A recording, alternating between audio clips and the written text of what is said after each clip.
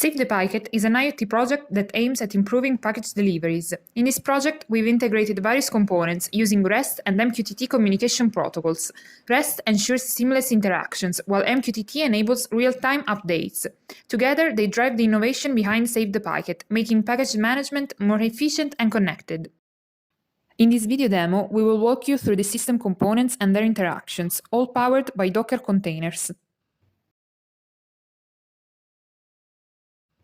As you can see, each element is now running as a single Docker container. Let's begin by introducing the first component, the service catalog. It serves as a REST-based web server that keeps track of all the services in our system. The first service that is registered is the MQTT connection with broker port and broker IP address.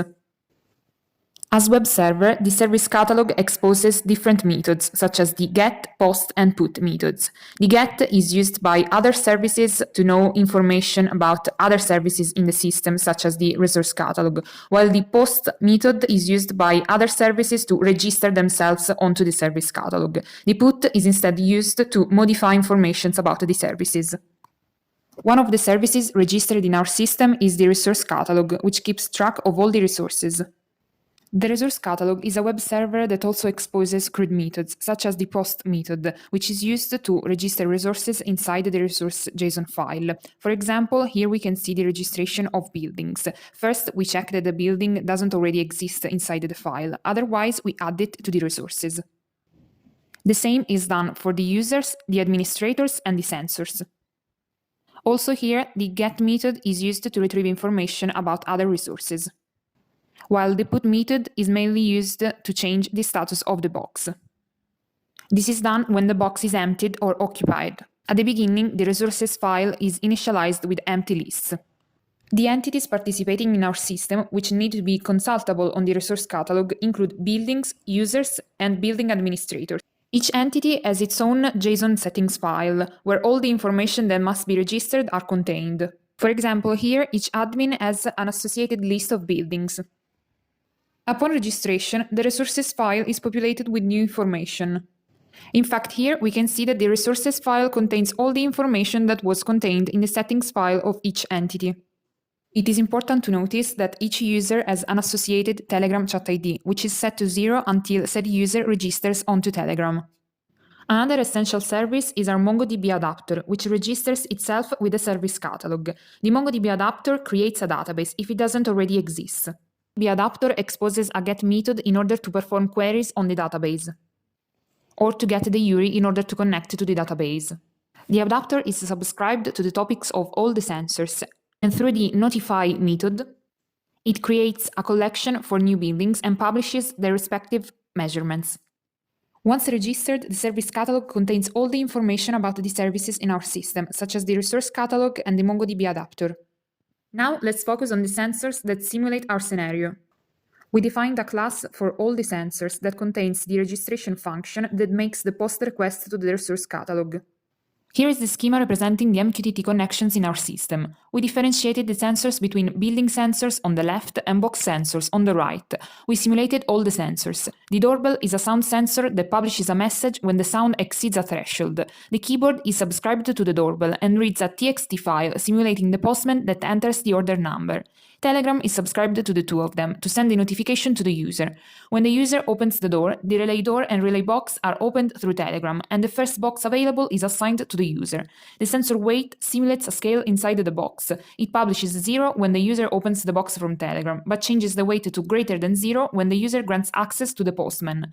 The LED sensor, subscribed to the weight sensor, reads the weight and turns red if the weight is greater than 0, changing the status of the box to occupied. Otherwise, it is by default green, meaning the box is free. The temperature and humidity sensor generates measurements and publishes them through MQTT. The MongoDB adapter is subscribed to all the sensors to upload the data onto the database. In the resource catalog, we can see that all the registrations have been successful. In particular, we can see the boxes list, which contains the first box that we inserted. The status of the box is set to false, because the box is empty. In the database, one collection for each building was created, containing the measurements with all the parameters that we set. Now let's explore the Telegram bot. Users can register by entering their names. If their name is not present in the resource catalog, the user can associate themselves with a different name or enter their name again. The user can choose their building street and number, enter a password, and complete the registration process, setting their unique chat ID in the resource catalog. In the txt file, we can see the order number inserted. When the sound sensor detects sound above a certain threshold, Telegram, which is subscribed to the sound sensor's topic, sends a notification to the user. The user also receives the order number sent by the keyboard sensor. The user can then open the door and be assigned a box, which they can monitor. The sensor values are retrieved from the database and displayed in the chat. The box status changed from false to true.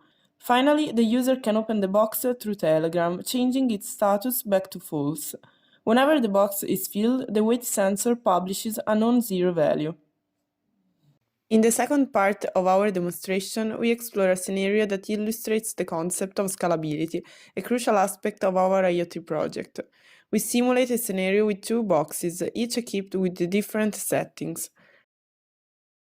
Specifically, we run the simulation for all the building sensors such as the keyboard and relay door, while for the box sensors we replicated the LED, relay box, and weight sensors for the two boxes using different JSON files.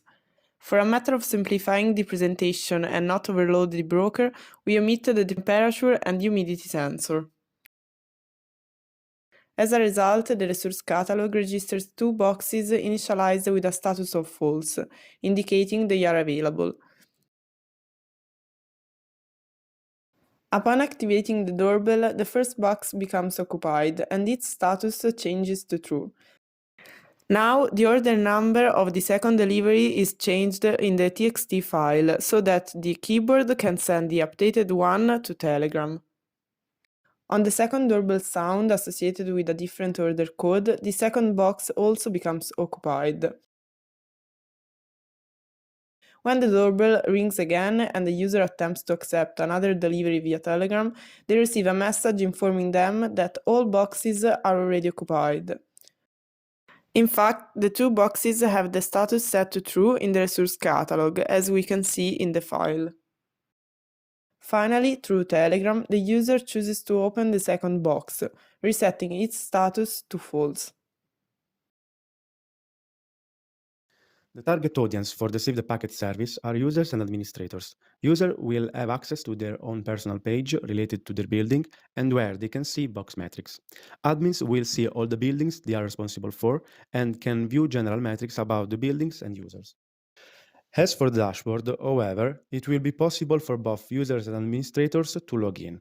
The user will be able to log in with his username and password, thus entering his own screen, where he will be able to view the number of the building to which he belongs and the apartment to which he belongs. Of each user, he will then be able to view the number of the boxes in the building, select the one he wants to visualize, and the statistics on temperature, humidity, weight, and status of the box. For each metric, the user will be able to view the average temperature and humidity in the selected period and the last value recorded inside the box, but also the graph of the period. On the other hand, as far as the weight is concerned, he could always view the period of the month, day and week regarding the weights inside the box. And in the status of the box, he will see the last recorded value if the box is free or full and also the related graph. Logging in will always verify that the username and password are correct. Once you log in as admin, you will see all the buildings you are responsible for, and you will then be able to select one building and view all its metrics. The average temperature for each individual box within the building will be calculated for the specified period among last day, week, and month. The data regarding users who employ the SaveThePycket service in the three different periods will be analyzed to provide insights into system utilization. This analysis will include calculating the percentage of boxes utilized, as well as determine the average duration packages remain inside the boxes before retrieval by users.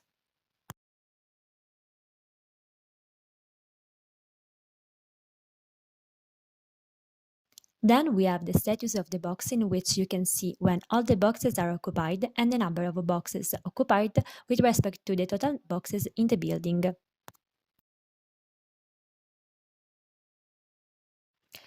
You will also have the capability to visualize all the metrics for each building plotted on a single graph, facilitating comparisons between different periods and buildings.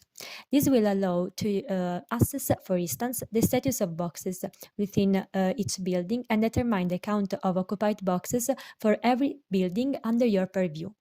Similar analysis can be conducted for occupancy percentages with tailored messages based on the specific values returned. Finally, you can easily log out.